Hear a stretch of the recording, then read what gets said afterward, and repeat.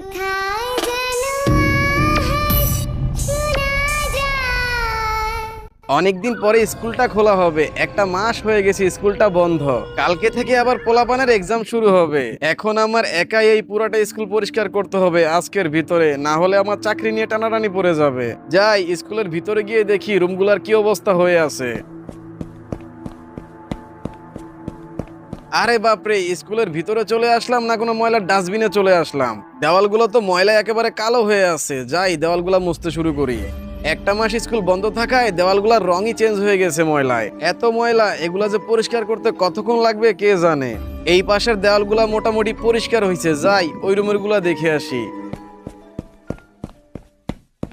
হায় হায়, এই রুমটাতে তো আরো বেশি ময়লা।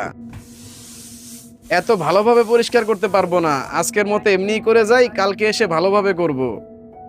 এইদিকে পরিষ্কার করতে করতে রাতই হয়ে গেছে। কি কি কি কি ব্যাপার? মনে হইতেছে কোনো একটা অদ্ভুত আওয়াজ ভেসে আসতেছে কানে। এরকম আওয়াজ তো এর আগে আমি কখনোই শুনি নাই। এই আওয়াজটা কোথা থেকে আমার কানে আসতেছে? আমার তো মনে হয় স্কুলের ভিতর থেকে এই আওয়াজটা আসতেছে। ওইখানে কে ওইখানে? কেউ তো সাড়া দিতেছে না। বাইরে গিয়ে দেখি তো।